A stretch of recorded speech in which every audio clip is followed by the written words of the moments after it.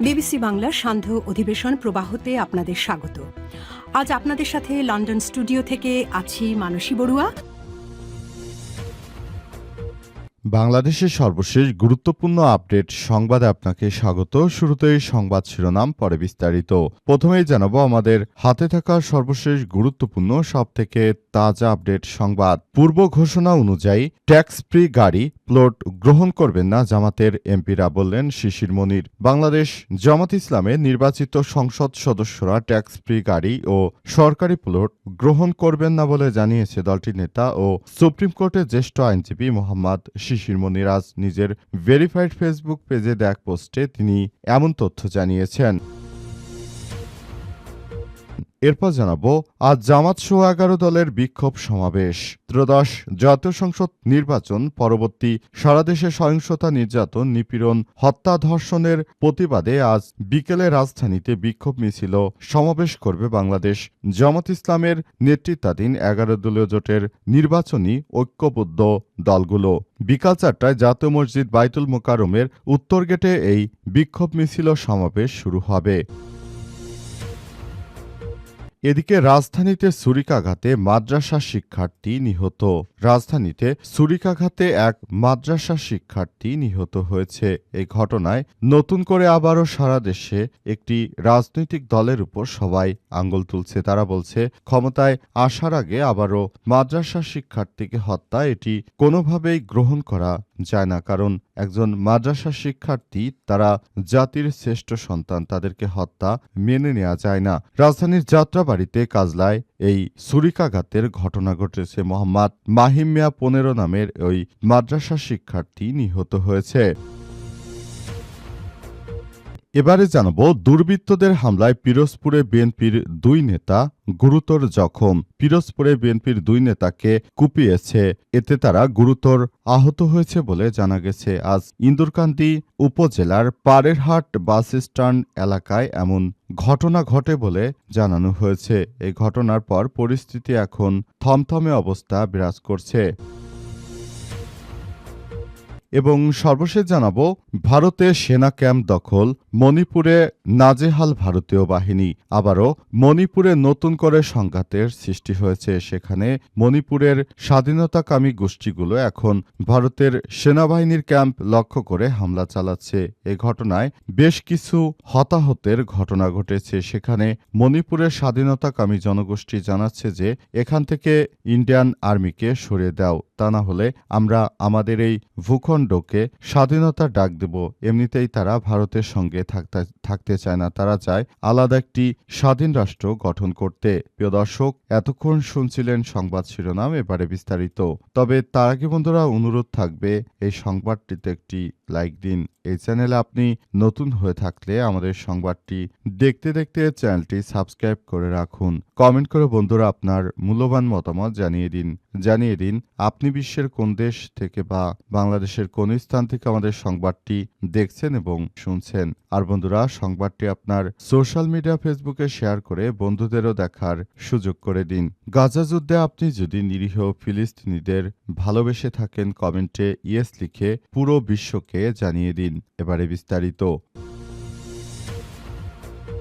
পূর্ব ঘোষণা অনুযায়ী tax free গাড়ি প্লট গ্রহণ করবেন না জামাতের এমপিরা, বললেন শিশির মনির। বাংলাদেশ জামাত ইসলাম নির্বাচিত সংসদ সদস্যরা ট্যাক্স ফ্রি গাড়ি ও সরকারি প্লট গ্রহণ করবে না বলে জানিয়েছেন দলটির নেতা ও সুপ্রিম কোর্টের জ্যেষ্ঠ আইনজীবী ব্যারিস্টার শিশির মনির। আজ ভেরিফাইড ফেসবুকে দেওয়া এক পোস্টে এমন তথ্য জানিয়েছেন তিনি। শিশির মনির লিখেছে, প্রিয় দেশবাসী, আমি দিরাল্লা থেকে আমি নির্বাচন করেছিলাম, কিন্তু আপনাদের বলতে চাই যে আমি হেরে গেলেও কিন্তু আমি আপনাদের পাশ থেকে সরে যাইনি। আমি আপনাদেরকে বলেছিলাম যে আমি যদি ক্ষমতায় যেতে পারি আমি এ এলাকায় হসপিটাল তৈরি করব।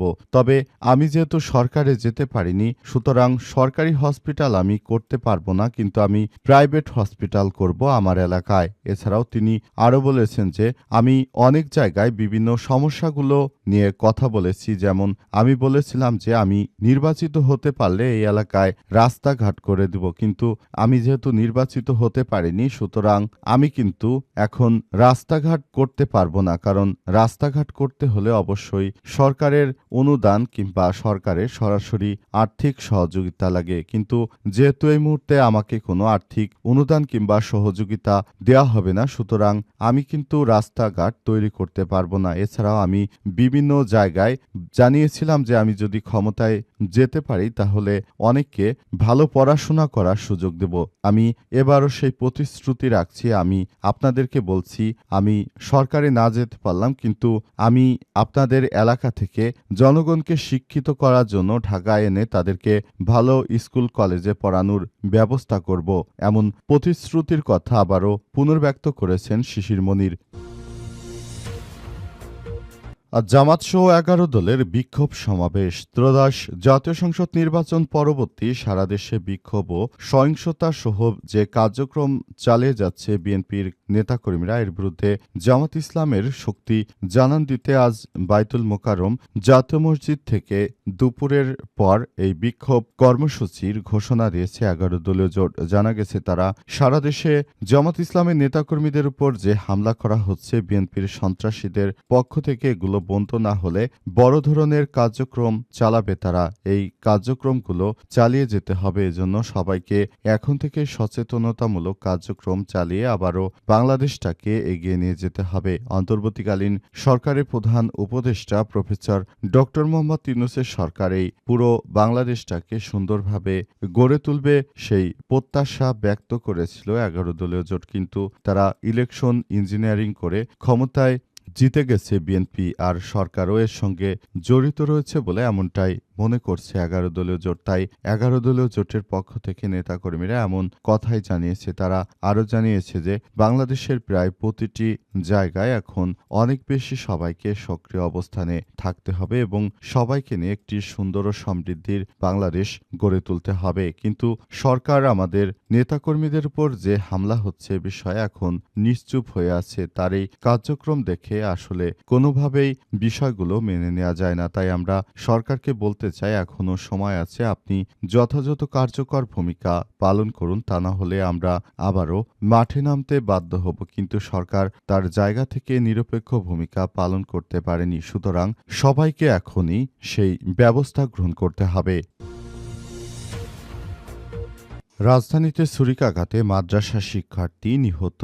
রাজধানীর ঢাকার যাত্রাবাড়ি কাজলায় দুর্বৃত্তদের ছুরিকাঘাতে মোহাম্মদ মাহিম মিয়া ১৫ নামে এক মাদ্রাসা শিক্ষার্থী নিহত হয়েছেন।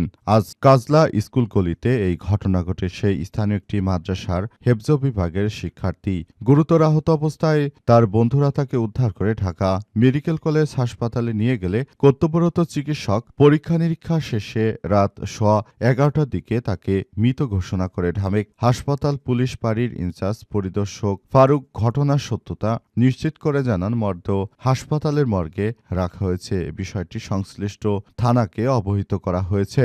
বিএনপি ক্ষমতায় আসার আগে আসলে সারা দেশ জুড়ে আবারও সহিংসতার ঘটনা ঘটছে এমন অভিযোগ করছেন অনেকেই। তারা জানিয়েছেন, বিএনপির বিগত সময়গুলোতে আমরা দেখতে পেয়েছি যে তারা সারা দেশে একটি ত্রাসের রাজত্ব কায়েম করেছিল। আবারও একইভাবে যদি তারা এগিয়ে যায় এবং তারা যদি আবার একই কর্মপদ্ধতি অবলম্বন করে, সেটি দেশের জনগণের জন্য আরও চরমভাবে খারাপ অবস্থান তৈরি করতে পারে। অন্তর্বর্তীকালীন সরকারের প্রধান উপদেষ্টা প্রফেসর ডক্টর মোহাম্মদ ইউনূসের সরকার যে নতুন কার্যক্রম শুরু করেছেন, যে কার্যক্রম চলেছে, সেই কার্যক্রমটা আসলে জনগণের জানমালের জন্য অনিরাপদ হয়ে উঠেছে। তাই আজ বিক্ষোভের ডাক দিয়েছে ১১ দলীয় জোট। ১১ দলীয় জোটের নেতাকর্মীরা জানিয়েছে যে তারা যে ধরনের কার্যক্রম চালাতে চায়, আসলে এই কার্যক্রমগুলো মূলত কোনোভাবেই আসলে গ্রহণযোগ্য হতে পারে না। এই কার্যক্রমগুলো আসলে সারা দেশ জুড়ে সরকারের ভাবমূর্তিকেই প্রশ্ন তুলেছে। যাওয়ার আগে প্রফেসর ডক্টর মোহাম্মদ ইউনূস এমন একটি নির্বাচন উপহার দিল যেটা জাতিকে আরও হতাশার মধ্যে ফেলেছে। কারণ বাংলাদেশের প্রায় শিক্ষিত জনগণ যে রাজনৈতিক দলটিকে ভোট দিয়েছিল, তাদেরকে ভোটের ফলাফলে হারিয়ে দেওয়া হয়েছে এমন একটি অভিযোগ দেখা যাচ্ছে বিভিন্ন কমেন্ট বক্সে। তবে আসল সত্যতা কতটুকু এখন পর্যন্ত সেটা প্রমাণিত হয়নি। তবে নির্বাচনের রেজাল্ট দেওয়ার সময় প্রথমে দেখা গেল যে ৮৪টি আসন পেয়েছিল জামাত ইসলাম। শেষ পর্যন্ত তাদের সেই আসন সংখ্যা মাত্র ৬৮তে নামিয়ে নিয়ে আসা হয়েছে। পাশাপাশি বিভিন্ন জায়গাগুলোতে আসলে সব সমস্যাগুলো দেখা যাচ্ছে বলে বলা হচ্ছে। তাই এমন পরিস্থিতি থেকে সবাই পরিত্রাণের জন্য এখন থেকেই সবার মধ্যে আরও সচেতনতা বৃদ্ধি করতে হবে, যাতে করে দেশের অভ্যন্তরে এই ধরনের কোনো কার্যক্রম না চলে। দুর্বৃত্তদের হামলায় পিরোজপুরে বিএনপির ২ নেতা গুরুতর জখম। পিরোজপুরে দুর্বৃত্তরা বিএনপির ২ নেতাকে কুপিয়েছে। তারা গুরুতরভাবে আহত হয়েছে। তবে অনেকেই বলছেন যে তারা আসলে সাধারণ মানুষের উপর প্রথমে হামলা করেছিল। এরপরই সাধারণ জনতা এই বিএনপির সন্ত্রাসীদেরকে আটক করে তারপর তাদেরকে গুরুতরভাবে কুপিয়ে জখম করেছে। এমন ঘটনায় সাধারণ জনগণ জানাচ্ছে। তারা বলছে, বিএনপির সন্ত্রাসী কার্যক্রমে আমরা একরকম অতিষ্ঠ হয়ে পড়েছি। তাই সবাইকে বলবো, আপনারা এখনই সচেতন হন। তারা যদি ক্ষমতায় দায়ভারে আসার আগেই আমাদের উপর যে জুলুম নির্যাতন করছে, এর জন্য তাদের উপর এই হামলা হয়েছে, এমনটাই অভিযোগ এলাকাবাসীর। তবে এই ঘটনাটি মূলত কোনোভাবেই আসলে বিএনপির নেতাকর্মীরা মেনে নিতে পারছেন না। তারা জানাচ্ছেন যে আমরা যেহেতু ক্ষমতায় চলে এসেছি, এই মুহূর্তে আমাদের নেতাকর্মীদের উপর এই অনাকাঙ্ক্ষিত হামলা মেনে নেওয়া যায় না। তাই বিএনপির নেতাকর্মীদের সবাইকে সতর্কতা থাকার জন্য, সতর্ক হয়ে চলার জন্য আহ্বান জানিয়েছে বিএনপির সিনিয়র নেতারা। এবং এই যে ঘটনাটি ঘটেছে, এই ঘটনাটি যেন খুব দ্রুততম সময়ের মধ্যে বিচারের আওতায় নিয়ে আসা যায়, সেই ব্যবস্থাও তারা গ্রহণ করতে শুরু করেছেন। তবে শেষ পর্যন্ত পরিস্থিতি কোন দিকে যায় সেটি এখন দেখার বিষয়। অনেকেই এসব বিষয়গুলোই বলাবলি করছেন।